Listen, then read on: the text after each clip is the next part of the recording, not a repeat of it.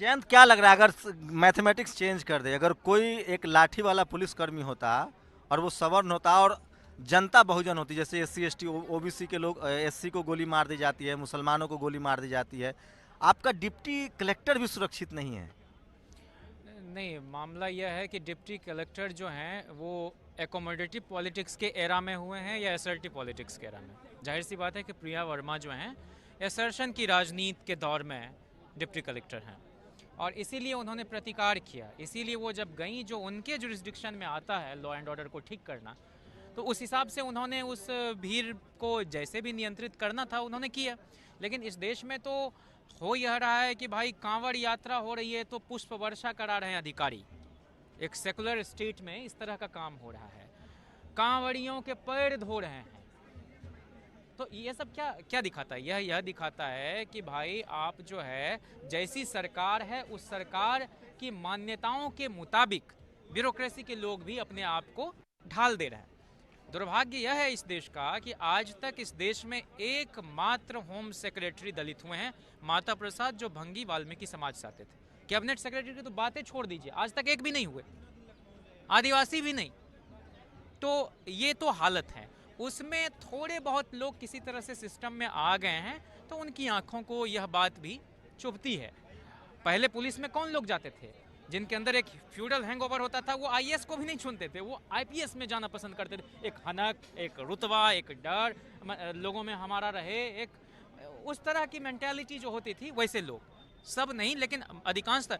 क्या वजह है कि भाई एक जो है सदफ जफर पर एक महिला जो है कांस्टेबल, वो थप्पड़ चला दे रही हैं और सबका आप सामाजिक इसीलिए तो कहते हैं कास्ट सेंसस जारी करो भाई, पता चल जाएगा किन सेवाओं में कौन लोग कहाँ कहाँ बैठे हुए हैं। लेकिन अच्छी बात यह है कि प्रिया वर्मा जैसी ब्यूरोक्रेट सामने बढ़कर अगर वो नहीं कंट्रोल मार रहा है तो कहीं पर बल प्रयोग करना है, जिस भी वो रिफ्लेक्स एक्शन है, वो ऐसा भी नहीं, वो आत्मरक्षार्थ भी कई बार है कि आप जो है जिस सोसाइटी से आते हैं, माने हमारा कॉन्फिडेंस भी एरोगेंस हो जाता है और आपका एरोगेंस भी कॉन्फिडेंस के रूप में प्रसारित होता है, वो पोर्ट्रे उस तरह से करते हैं। मुजफ्फर वारसी का एक शेर है कि कुछ न कहने से भी छिन जाता है एजाज़े सुखन, कुछ न कहने से भी छिन जाता है एजाज़े सुखन, जुल्म सहने से भी जालिम की मदद होती है। तो इसलिए उन्होंने जुल्म नहीं सहा, बल्कि जुल्म को तो रोकना उनका काम है। तो मैं उसको इसी रूप में देखता हूँ।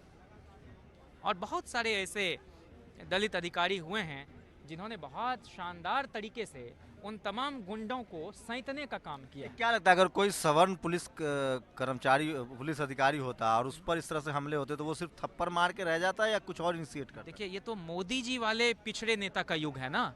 शिवराज सिंह चौहान किस समाज से आते हैं? अगर शिवराज सिंह चौहान जैसे लोग जिस समाज से आते हैं उसको भूल कर यह बोल रहे हैं कि प्रिया वर्मा को क्या बोला, सबक सिखाएंगे या बख्शा नहीं जाएगा टाइप से, तो ये क्या दिखाता है? दरअसल जो लोग भी कहते हैं कि भाई राष्ट्रपति दलित समाज से हो गए, प्रधानमंत्री पिछड़े समाज से, ये सब का कोई मतलब नहीं है। विशुद्ध कोड़ा बकवास है यह। अगर अगर कोई नेता उस समाज का नहीं प्रोटेक्ट कर पा रहा है अपने समाज के ही लोगों को, तो चाहे किसी दल विचारधारा में, उसका कोई मतलब है। और जो लोग भाजपा में चले गए हैं और वो दलित पिछड़े आदिवासी नेता हैं, अब उनसे हम लोग यह उम्मीद करें कि वो कर पाएंगे? उनकी राजनीतिक लाचारगी भी रही होगी उधर जाने की, सर्वाइवल के लिए भी अगर उस खेमे में वो गए हैं, तब भी आप यह नहीं उम्मीद कर सकते हैं कि वो अपनी बात रख के अपने एजेंडे को वहां से लागू करवा पाए। नहीं हो सकता। क्या लग रहा है